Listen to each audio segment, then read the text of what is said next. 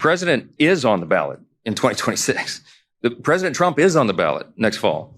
Because if we lose the majority, if the Republicans, the common sense people here who are doing the job for the American people, if we lose the majority in the House and this radical element of the Democrat Party were able to take over, we've already seen that movie. Sabadazo en los Estados Unidos.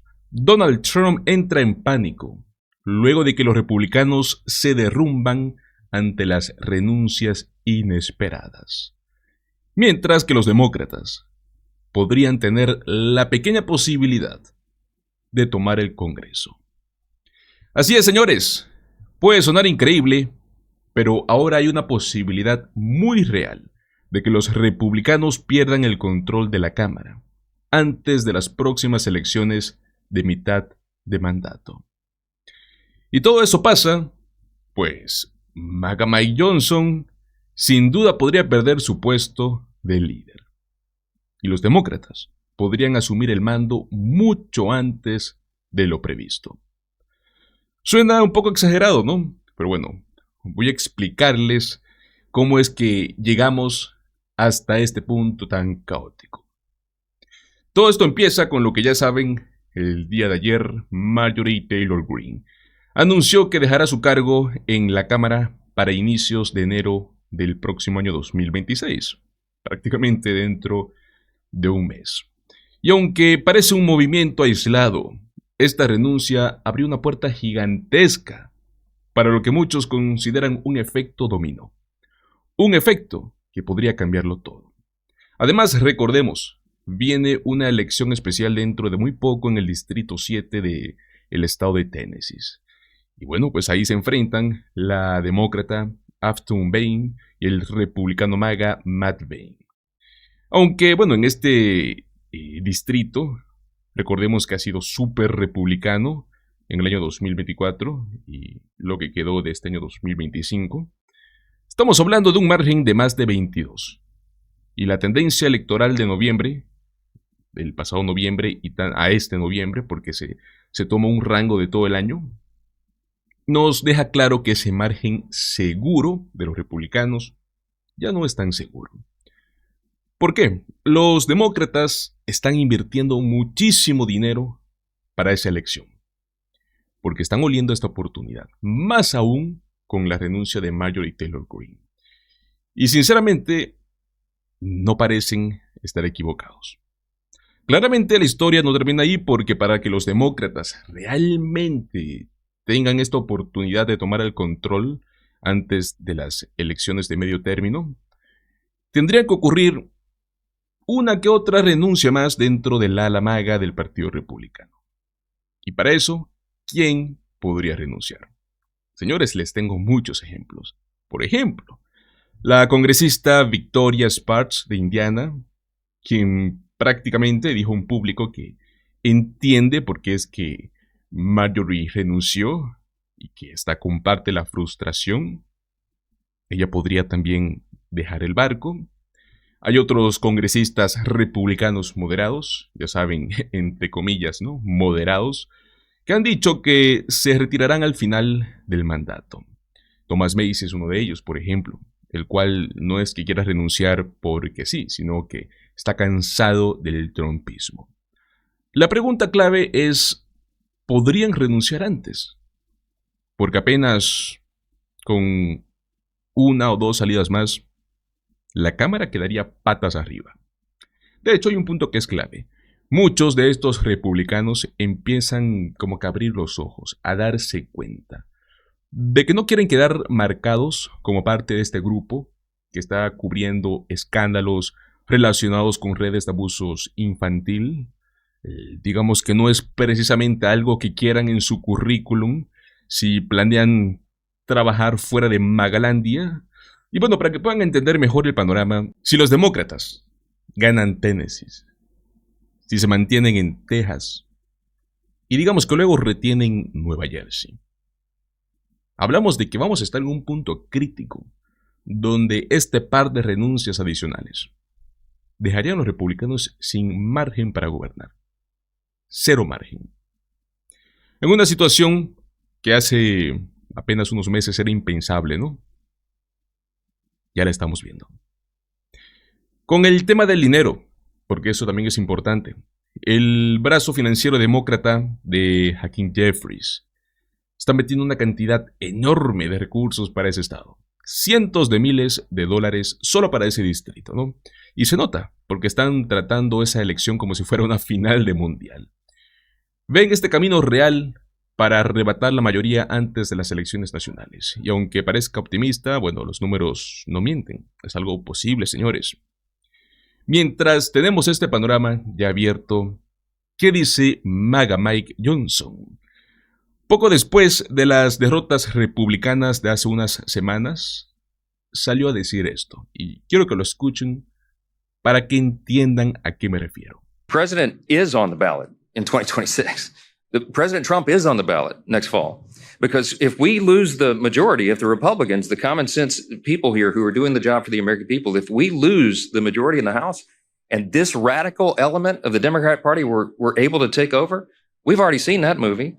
They will try to end the Trump administration. He won't have 4 years, he'll have only 2, because they will move to impeach him probably on the first day of the new Congress in January 2027. And they will try to systematically unwind all the important reforms that we've done for the American people, to lower costs, to have a better quality of living, on healthcare, to increase access and quality of care. We are the party that is doing that, and the president needs 4 years to complete his agenda, not just 2. So he is in a very real sense on the ballot. He's fiercely committed to us winning. He is going to help. He's offered to do rallies and the town halls and all the things. He's sent out a huge round of endorsements of incumbents, Republican incumbents, just over the last few days. He is very much engaged, very dialed in, and he understands the stakes. President Trump is on the ballot in 2026, and we're looking forward to that. Luego, cuando fue a Fox, el canal preferido para hacer el control de daños republicanos, dijo lo siguiente. But you are up against a fierce opponent, fierce opposition, and same with their courts. I fear greatly. We can't win every election. I fear greatly, whether it's 5 years, 10 years, 12 years from now, if they take one chamber or they take the presidency, that they will try to unravel everything that we're doing here. And it's kind of hard to stop them, right? Well, absolutely. I mean, everything is on the line in the midterm election in 2026 is why I keep highlighting the importance of that, because remember, it's only twice in 90 years that a sitting president has picked up seats for his party in the House, for example, in that first 2-year cycle after he's elected.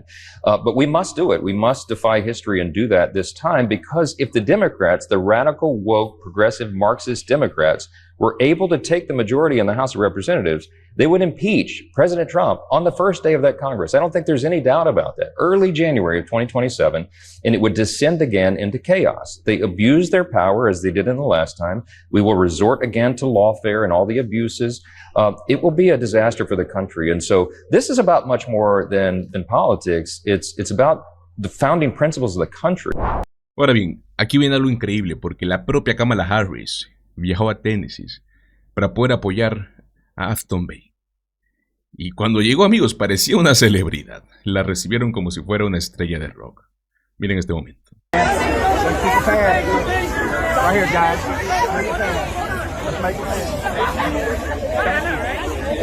Don't let anyone ever take your power or your voice from you.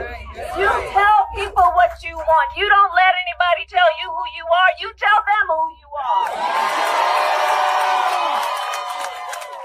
And that includes at election time. This election is 14 days from today. Today's Tuesday. Yeah. It's 2 weeks from now. That's right. And you know, I've been in elected office long enough to know that when people start deciding, who am I going to listen to? And I'm going to speak truth right here. This is real talk. They're going to look at 2 groups of people. Who's writing the checks and who's voting? So let's make sure that they understand we vote. That's right. And they need to come here. And they need to listen. And they need to interact. And they need to understand. And one of the ways that you demand that is you show, because, you know what, I vote. And if you don't respond to my needs, I'm not voting for you. Where the leadership from the ground, from the neighborhood, from the community matters more than ever. There are some powerful forces that are trying to suggest that folks are alone and without power. Powerful forces that are trying to divide us and to tell folks that they don't matter and their needs don't matter. Well, we need to let them hear our voice and let them know that they're going to have to be responsive. This is a moment where we reclaim this, our country. It is our country. It is not somebody else's. It is our country. And one of the best ways we show that we are clear about that is we vote. So that's why I'm here this afternoon to talk with all the leaders who are here. And there are people you will never meet who may never know your name, but because of your activism, because of what you will do over the next 2 weeks as a marker for what you will continue to do, is going to have an impact on so many people around our country. So I thank you in advance for being active. This is about you. This is about your future. This is about your country. This is about your power. And who is the power with? The people. All right. Como pueden notar, todo nos indica algo. La renuncia de Marjorie Taylor Greene no solo es una renuncia, podemos considerarlo un terremoto político. Ella sabía perfectamente que esto iba a causar un gran dolor de cabeza a MAGA Mike y al resto de los republicanos en la Cámara.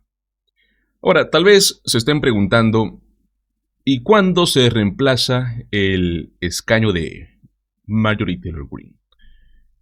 Puede tardar, porque para esto hay que organizar una elección especial. Eso significa que el puesto podría quedar vacío buena parte del próximo año. A eso sumemos lo siguiente, que los demócratas prácticamente ganen las elecciones especiales de Texas y de Nueva Jersey, que Tennessee es la gran oportunidad sorpresa, y a eso, si uno o dos republicanos más renuncian de una forma abrupta al estilo de Marjorie Taylor Greene, los demócratas tomarán el control antes del medio término. Seamos honestos, muchos de estos MAGA no quieren quedar asociados a esta sombra, ¿no?, del trumpismo, de los escándalos de encubrimiento, de tanta corrupción, porque esto no es buena imagen pública, tanto para su futuro profesional ni político. Y aún así, si no toman la mayoría antes de las elecciones, yo creo que ya es un hecho de que los números se están apretando peligrosamente para los republicanos. A ver, solo imaginen, 2027, 2028, una Cámara controlada por demócratas, donde veremos un sinfín de audiencias sobre escándalos, crímenes, encubrimientos del trumpismo y compañía. Literalmente, señores, sería el escenario perfecto para la pesadilla de MAGA Mike y de Donald Trump. Por eso es que están tan nerviosos. Bueno, amigos, pasemos a hablar de otro tema muy importante que no he mencionado en bastante tiempo. Y es que lo que está pasando en este momento exacto, aunque no haya mucha bulla en las redes o en los medios tradicionales, lo que está sucediendo con la comunidad inmigrante en Estados Unidos es algo que creo que no habíamos visto ni siquiera en los peores momentos del gobierno trumpista. Y lo digo sin exagerar. Hoy en día, los inmigrantes, documentados o no, se han convertido en blancos fáciles. Todo esto frente a una represión que se está extendiendo por todo el país. Lo más grave, y por qué es que digo que esto nunca lo habíamos visto, es en plena luz del día, ¿no? Sin esconderlo, sin tener vergüenza. Y ante esto, algunos jueces están empezando a detener este tipo de abusos, porque ya es demasiado evidente. Para que todos estemos en la misma página, Donald Trump ha estado ordenando operativos donde agentes arrestan a personas sin orden, sin una causa probable, y solo basándose en algo tan simple como pareces latino, hablas español, o trabajas en un rubro donde suelen trabajar hispanos. En medio de todas estas redadas, un juez federal acaba de exponer que el jefe de la patrulla fronteriza mintió bajo juramento, o sea, fraude, abuso de poder y persecución racial, todo en un solo combo. Pero bueno, veamos de qué se trata. President Trump's immigration crackdown is facing major legal pushback. In a stunning written opinion, U.S. District Judge Sarah Ellis said that Trump's Border Patrol Chief, Gregory Pavino, and other DHS officials lied under oath about the use of force against protesters in Chicago. She writes that Pavino appeared evasive over the 3 days of his deposition and was, quote, outright lying in his testimony. But it hadn't been all roadblocks for Trump. Some judges have recently sided with him. A federal appeals court on Wednesday blocked Judge Ellis's ruling that limited how federal immigration agents can use force in Illinois. And another federal appeals court temporarily blocked a judge's order on Thursday that had called for the release of hundreds of people arrested by immigration agents in the Chicago area. Meanwhile, the immigration enforcement operation in Charlotte has continued despite the sheriff's announcement that it ended. There have been hundreds of arrests so far. Joining us now is Andrea Flores, founder of America's Promise. She's also a former DHS official. Andrea, what do you think is going to happen next with this news that Trump's Border Patrol agent Greg Bovino was found to be by this judge flat out lying 3 times? I'm concerned not much will happen next, right? Because Border Patrol and the agency Customs and Border Protection has a long history of abuse and lack of accountability. That since the post 9/11 era, when they rapidly grew, they didn't build in any safeguards, the type that you might see in your local police department or even the type you might see at ICE.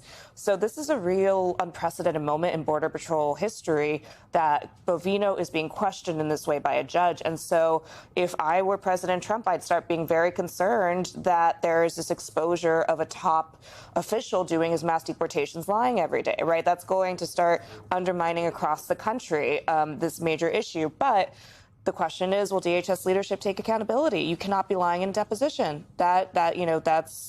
I'm surprised we aren't going to see some more lawsuits from that. So that's where I think we are. I want to play some sound from the mayor of Charlotte during a Border Patrol protest and get your reaction on the other side, because it ties into a lot of this. They're not actually having arrest warrant. They're not finding specific people.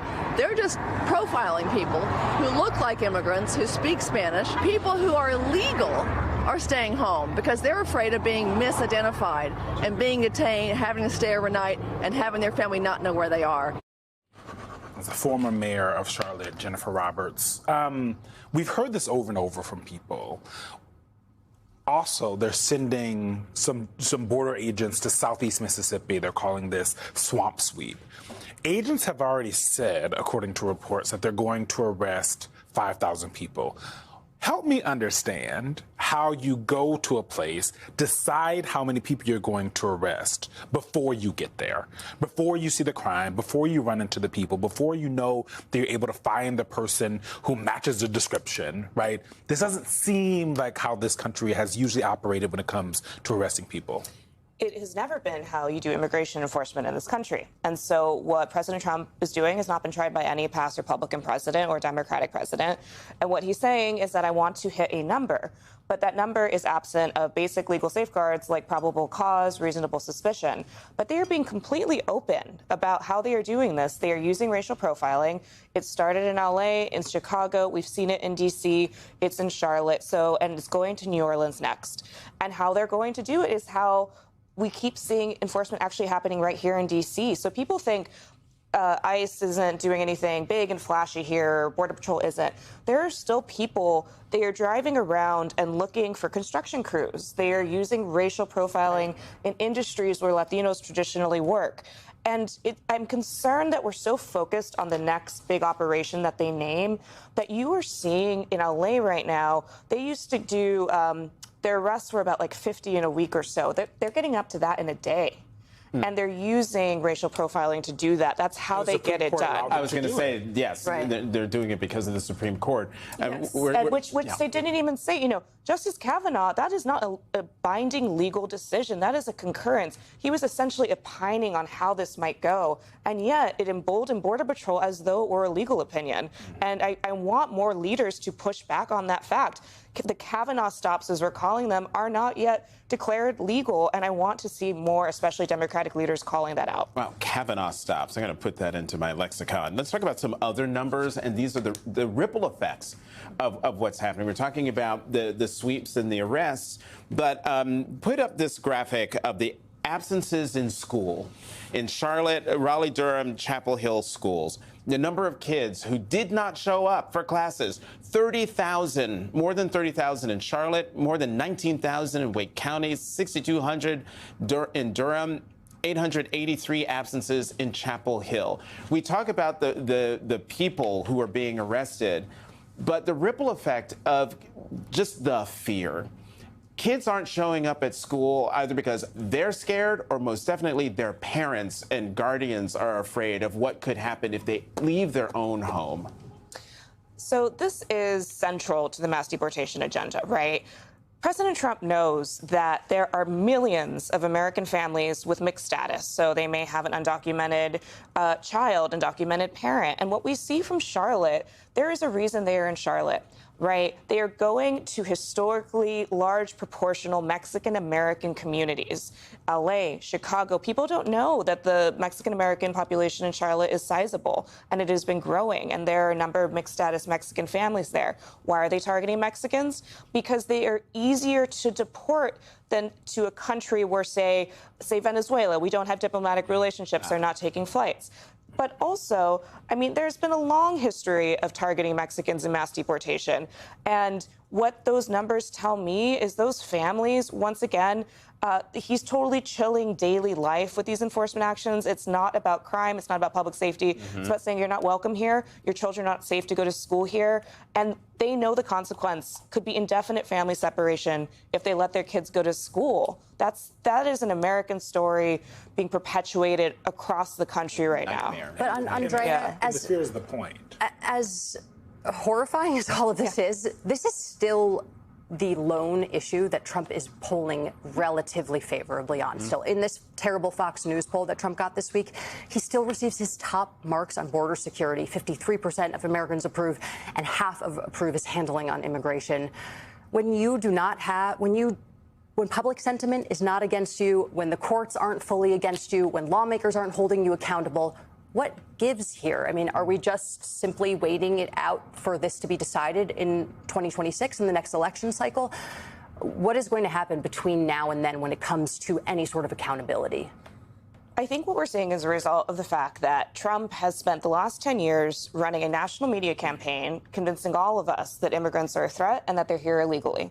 And there's been no nuance. Not us. And yes, not us, not me. Yep. But, I've been a Democratic staffer for many years. And what I saw on the other side was a lack of a defense of the people who are here and why it used to be a key priority for Democrats to fight for legalization of these people.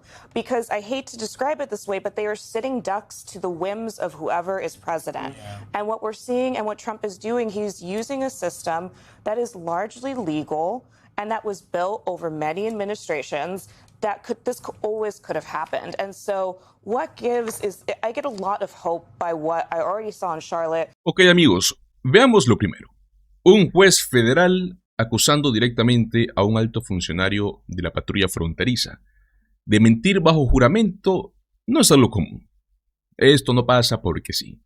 Esto significa que lo que Trump está ordenando desde bien arriba está cruzando líneas que ni siquiera el aparato judicial quiere tolerar. La jueza Sarah Ellis básicamente dijo, este funcionario mintió repetidamente y lo hizo para justificar el uso de la fuerza y de las detenciones sin tener una causa. ¿Por qué importa esto? Porque si el jefe está mintiendo, significa que los operativos, esas redadas masivas que están aterrorizando barrios enteros, se sostienen sobre abusos, sobre perfiles raciales, sobre la violación de los derechos civiles. Luego viene esta parte que es mucho más alarmante, pues operativos donde los agentes deciden una cuota de arrestos antes de siquiera llegar al lugar. 5,000 arrestos sin nombres, sin casos y sin órdenes. Solo un número. ¿Dónde queda la seguridad fronteriza? Porque cuando escucho eso, a mí me suena persecución dirigida. Es un vamos a cazar latinos y veamos qué pasa. Otro punto clave es que esto no solo afecta a quienes arrestan. Esto afecta a comunidades enteras. Miles de niños están faltando a clases. Porque claro, sus padres tienen miedo de que los agentes de ICE estén escondidos en la esquina del colegio. O sea, familias enteras paralizadas, negocios vacíos, ciudades con miedo. Y claro que Trump lo sabe. Él quiere ese efecto. Su narrativa necesita que el país sienta que los inmigrantes son un peligro, aun cuando sus propias políticas demuestran que los únicos que están siendo peligrosos son estos agentes que siguen sus órdenes. Eso sin mencionar que algunos jueces ya están hasta frustrados con este tipo de abusos, ¿no? Y por eso están bloqueando este tipo de operaciones. Están revirtiendo decisiones. Le están diciendo, oye Trump, esto no es legal. Esto no es constitucional.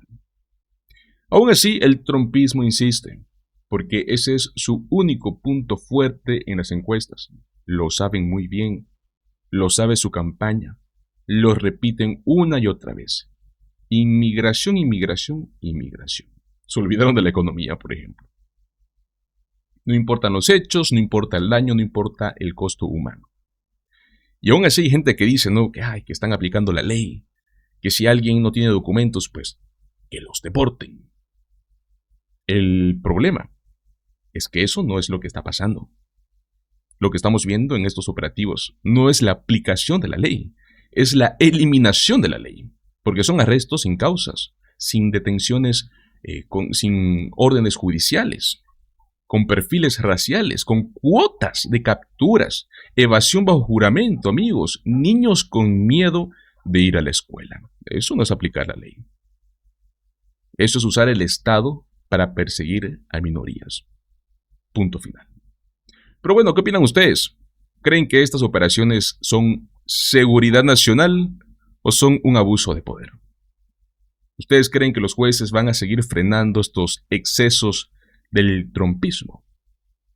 Los leo en los comentarios. Muchísimas gracias por quedarse hasta el final de este video. Recuerden, como siempre, déjame tu like, comparte el contenido y suscríbete al canal. Nos vemos en el próximo video. Hasta luego.